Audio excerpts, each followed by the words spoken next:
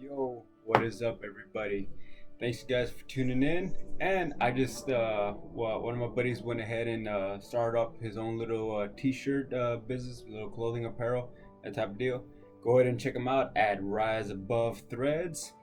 I think they have their actual online store at riseabovethreads.com, or just check out their Instagram at Rise Above Threads Instagram. Wow. It is raging hard, isn't it? Yeah, here he goes. So, as we got here, we got ourselves, on fascism 12 lessons from American history.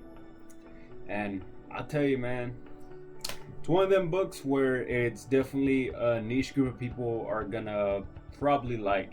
I wouldn't know exactly what they are, and yes, there's a little bit of bias and a little bit of like just poking at one particular party and particular people, but I like to go in blind and kind of make my assessments as I go. Now, I'm not gonna go in and just say which ones that I had problems with, which ones that just almost like okay, I wasn't really engaged on it because I don't know much of it. Because that's where I kind of I found it to be the problem. Unless you're not engaged with almost everything that each lesson tells you about, then you're just you're just reading a book. That's all you're doing. You're just reading.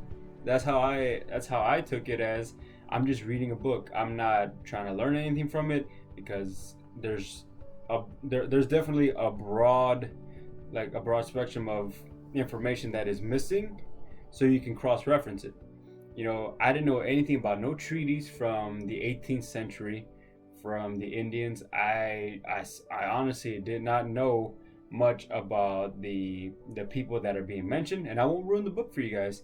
But it's almost like you have to like kind of put aside the book a little bit, and then kind of do some research to kind of just give context to it. Because other than that, a lot of context was missing because you're just jumping into it. You know what I mean? And even though it is American history, it's almost like if only in America that fascism exists, when obviously that's not the case. Fascism is worldwide. There's plenty of examples, and y'all can go and take a look for where fascism was used in the Middle East, where fascism was used in Asia. There's so many examples, and the context actually matters. But I don't want to dive too much into that. But that's one thing that I had to do, though. I had to go ahead, go and do a little bit of research, but there's so much. You know what I mean? It's so much. Even on each particular lesson, you have to dive in. You have to be actively engaged of what they're talking about. I seriously didn't even think that they were going to mention the Trump administration at all. I was just saying, oh, okay, how did it go from treaties of the 18th century straight to 2020? It kind of blew my mind a little bit, and honestly, yeah, I can kind of feel there's a little bit of a bias, and there is definitely some favoritism, but that's neither here nor there. I read the book. Would I recommend it? I honestly, I probably wouldn't, due to the fact that like I don't really know many people that are like actively engaged in American politics, so they can actually use it as a guide or as a reference whenever you know and truthfully, I didn't, even when I read it at the coffee shop, and some of my friends and some of the people that were there, they were just asking me what it was.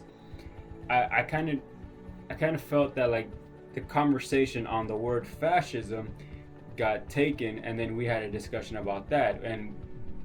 But what the book was, the lesson was, and the small little percentages that they're giving you, the quota that's in there as well, it doesn't engage in conversation. And there's actually one thing in the last lesson that I feel is damn near accurate nowadays. You can't have an actual conversation without either opponent, left, right, authoritarian, libertarian, doesn't matter. It always gets into a shouting, smearing campaign, and I'm just like, that's true.